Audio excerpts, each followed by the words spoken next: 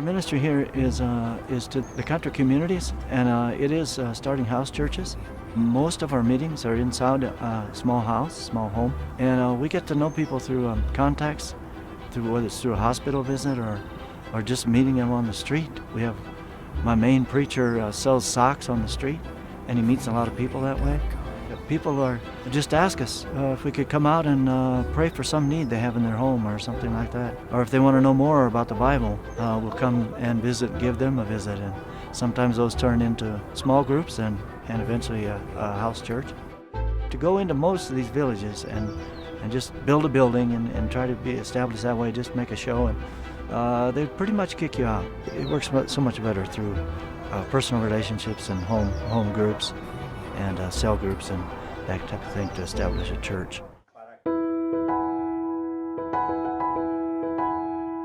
A few years back we decided to kind of put a number and title on the vision that we have, and it's called the 1550. We'd like to involve 15 groups of Christians in going to 50 different communities, and that would be just a good start, of course. But at this point, we need more workers. We're always praying for more workers.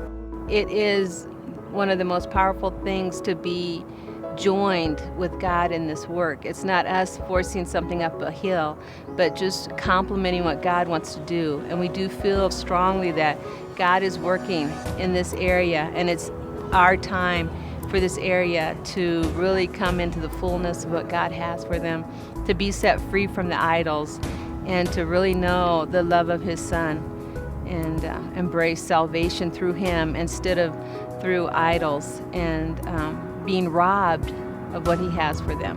We're also involved 2 times a month in community outreaches way out in some mountain areas, 3 to 4 hours drive to get there, and those are outdoor meetings, well attended.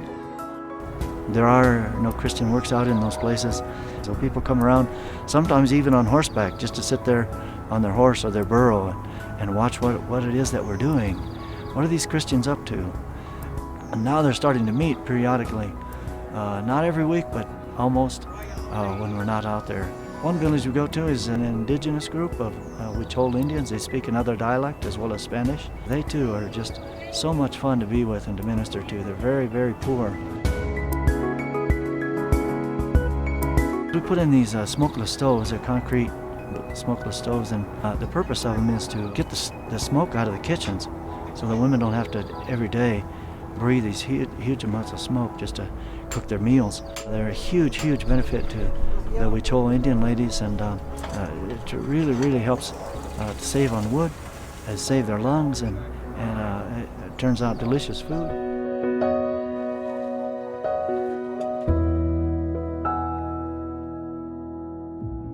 In the next 5 years, I'd like to see more and more of the believers that we've been able to raise up become disciples in that they would become leaders in their own towns, and they would feel the call of pastorship in their lives and just take on the meetings. We'd just like to see another 10 or so leaders raised up in different places that we're going to.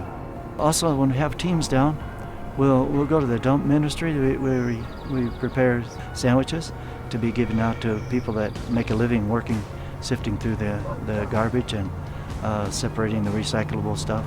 It's always very fulfilling. Throughout the years that we've worked in Mexico, it's been such a huge blessing to Lowell and I to see how God has brought people to come beside us.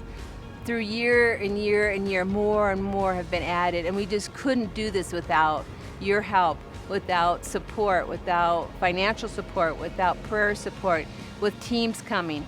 We aren't doing this alone, and we never forget that. We always know we couldn't be here without people like you willing to come beside us and even sacrifice some of what they have to make us be able to make this possible. And we cannot express our thanks enough.